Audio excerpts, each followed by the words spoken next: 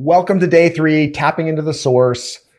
We are going to figure out how do we fuel this. So we've learned this week, not only do we need to love our spouse, but we need to like them. We need to have a goal and objective of BFFs, and being best friends. And it sounds corny. And I think there's some parts of our culture that say that's almost weird that your spouse would be your best friend, but it is the best path. Because if we are called by God, where our relationship is supposed to be the priority relationship in our lives, then there's really no other option to say that my wife is the number one priority in my life, but not my best friend. They don't go together. So we need to choose joy and fun and cultivate it in our garden, the garden of our marriage.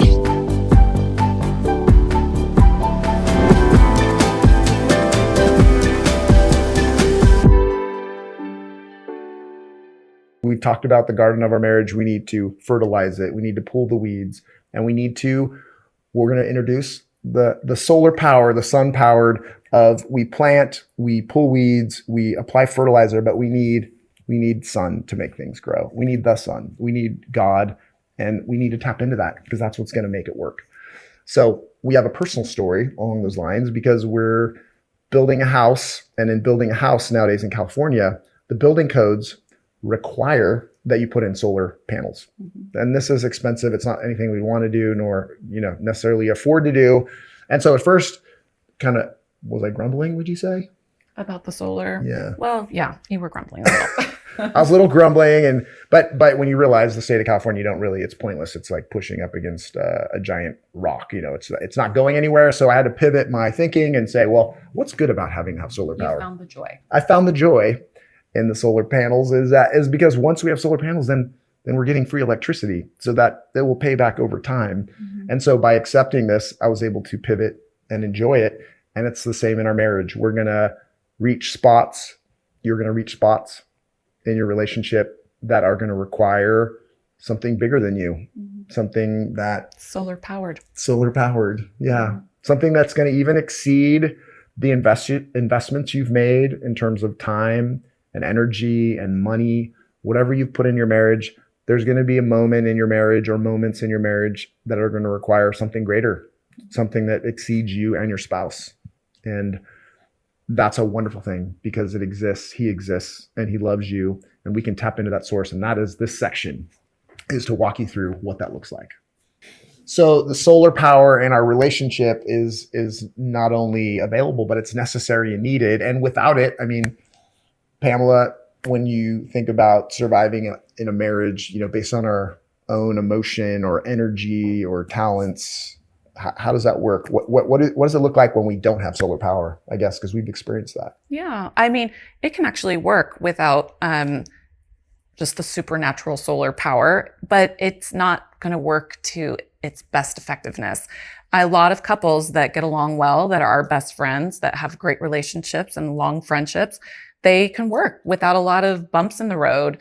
But when the bumps do hit, and when you do have extraordinarily terrible circumstances that come up, it's a lot harder to deal with that. So using what we have in God to give us that extra security around our relationship is so critically important, and just is what the difference is between couples that are solar powered and not. It's just such a fun analogy to think that we have just a little bit of zip from the background. Yeah, that's well said, because the couples, you might be very compatible and you don't have a lot of baggage, and you're raised well and you're financially solid, and you can get along pretty far, and you might think we're good. We don't need that. But there are circumstances you'll hit in life where God is the answer. He's the only answer that's going to allow you to not just survive, but to thrive in those difficult times. And so why not lean into it now? Why not take advantage of solar power now instead of waiting until you hit those difficult circumstances? And we've all heard that phrase, happy wife, happy life,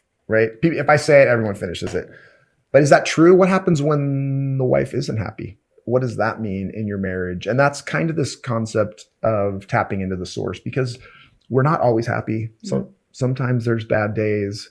And so we want you to have a marriage where it's happy life, even when you have an unhappy wife. Yeah. And the way we turn that around is I am going to set my sights on serving and loving Pamela, and happiness will rise again the sun will shine, I will plant, and we will nurture, and the happiness will grow again. And we can build that and keep that garden going with solar power, not on our own power, not based on circumstances. That's what we want for you, is that you don't have a circumstantial happiness, a circumstantial joy, a circumstantial peace in your marriage, but you have something supernatural. So when we talk about operating in a supernatural state with the power of the Holy Spirit, we want to also understand, when are we operating kind of on human power, fossil fuel, if you will. And the easiest way to be aware of that is when you find yourself keeping score. Yeah. Who was the last person to empty the dishwasher? How come I'm the one who has to pick up groceries? When we get into the scorekeeping mindset, we know that something is a little off. Mm-hmm. And it's a lot easier to pay attention to when things are small than when they get big. And so we can take note and respond and go to God and use communication and talk with our spouse and figure out what's the root of that and try and do the healing then. And that will make a big difference. So when we talk about being filled with the Holy Spirit, which we walked through in great depth in the session, and we hope you enjoy that. So someone's filled with the Holy Spirit, we're in our marriage and things are going well. Is that a permanent effect? Is it a one and done thing? Well, I wish that it was a one and done thing. It would make life so much easier. You need both. But unfortunately, real life gets in the way. And it's something that, asking the Holy Spirit to be part of your marriage is sometimes a minute by minute thing. It depends on the day. If you have, a bad day at work, or you've been in massive traffic on the way home, or your kids are not acting right, going into it knowing that it's okay if it's minute by minute, we just need to rely on the source. That's a lot of the problem being solved right there, is giving yourself the grace to know that it's okay to ask for the Holy Spirit's guidance in your life and in your marriage every single minute. Yes. And that is so important, because we're not expecting perfection of you, and we're gonna have really good days, and we're gonna be flowing, and God's gonna be flowing through us, and we're gonna be loving when our spouse is unlovable, but we're also gonna have bad days. Yeah. It's gonna happen. And it doesn't mean you failed. It doesn't mean you throw out everything you're doing. It just means you can get back on your knees and you can talk to God and let him love you and let him do the healing. And you can go to your spouse in humility and love and reconnect.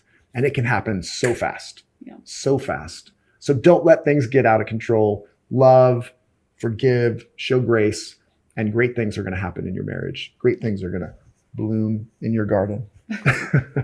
As the branches in the vine of God in our marriage, we want to let that flow through us. And the neat thing is, we can be the opportunity to be the arms of God to hug our spouse.